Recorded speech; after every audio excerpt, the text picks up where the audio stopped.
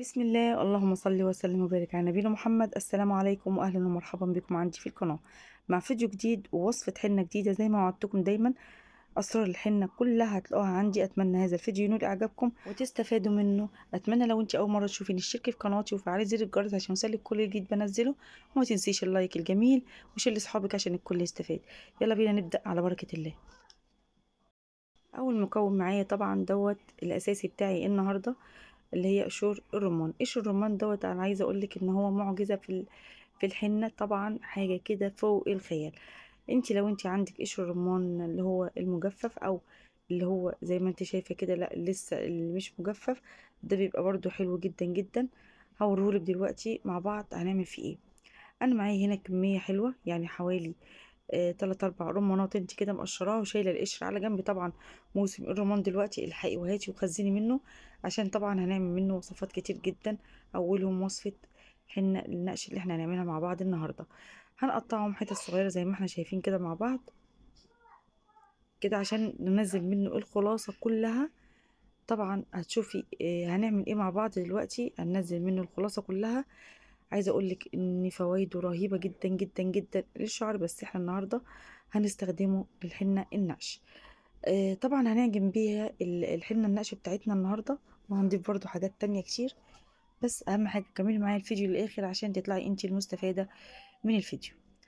خلاص بعد ما قطعت قشور الرمان كده زي ما احنا شايفين مع بعض، هنزود بقى حوالي كوبايه ونص من الميه. طبعا انا مش هقولك مقادير ايه، انا عملت حوالي 3 4 قشور من الرمان وحطيت عليها، هحط عليها كوبايه ونص من الميه. دي ما فيهاش مقادير، ديت هتبقى بتاعتك انت، عملتي بقى على حسب الحنه اللي انت هتعمليها. هتشوفي المقدار اللي هتعملي منه ايه. وطبعا الميه اللي هتطلع المركزه اللي هتطلع معاكي ممكن تشيليها فيما بعد، انك تستخدميها تاني وقت تاني فيما بعد. تمام كده انا حطيت كوبايه ونص من الميه على قشور الرمان، وهبتدي احطها على النار تغلي زي ما احنا شايفين كده مع بعض.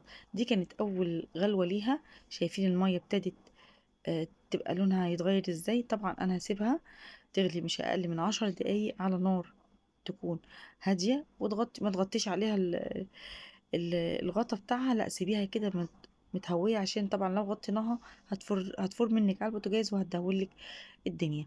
هسيبها تغلي كده لمده 10 دقايق وهوريكم بعد كده لونها هيبقى عامل ازاي. خلاص كده حبيب قلبي انا سبتها تغلي 10 دقايق. شايفين لونها اصبح عامل ازاي.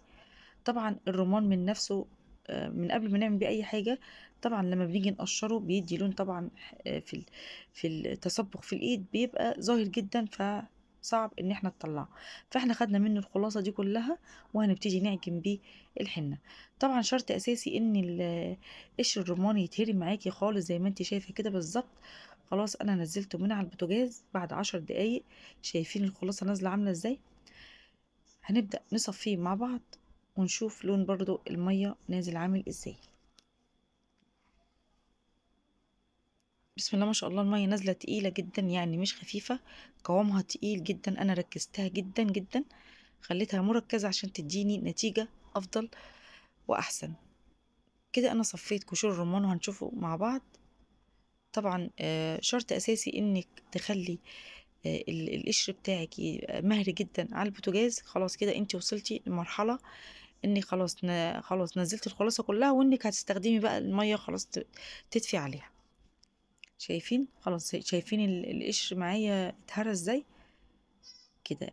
فانا انتي لو شفتي القشر اتهرى معاكي كده خد 10 دقايق، خد اقل من 10 دقايق، يبقى خلاص نزليها من على البوتاجاز. اصبحت المية جاهزة معايا دلوقتي. شايفين لونها عامل ازاي. هنبتدي بقى نعمل مع بعض الحنة بتاعتنا. هجيب البولة بتاعتي. طبعا شرط اساسي ان الحنة بتاعتك تكون نوع جيد جدا.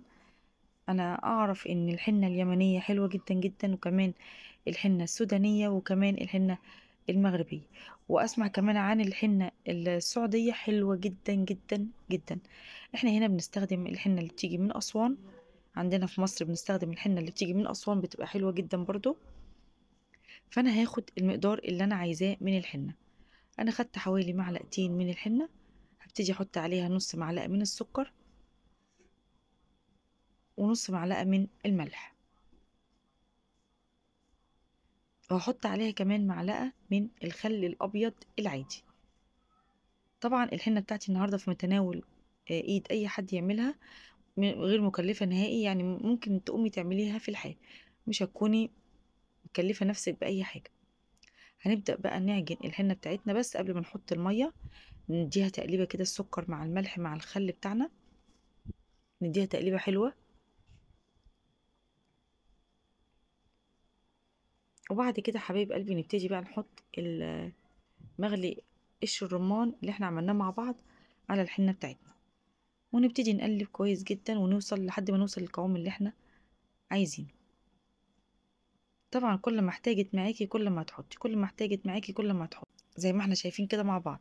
ابتدي احط شويه بشويه واقلب لحد ما اوصل للقوام اللي احنا هنشوفه مع بعض دلوقتي. شايفين؟ بسم الله ما شاء الله، بقت قوامها حلو جدا، حتى لونها اتغير وانا بعجنها. بس كده خلاص القوام اللي انا محتاجاه بقى جاهز معايا. هبتدي بقى دلوقتي، انا معايا حوالي 5 6 فصوص توم. طبعا فايدة التوم هنا، في ناس كتير جدا بتعاني من الأكزيما، بتعاني من الحكة في الجلد، بتعاني من التهابات في الجلد. فأنا هنا هحط 5 6 فصوص توم على الوش، هسيبهم مع الحنة تتخمر معاه عشان الناس اللي بتعاني من المشاكل دي. لو انتي ما فيش عندك أي مشاكل من اللي أنا قلتها، ممكن تستغني عن التوم، مفيش منه أي مشاكل. إنما لو انتي حابة تحطي التوم هتعملي زي ما أنا عملت كده بالظبط. تمام.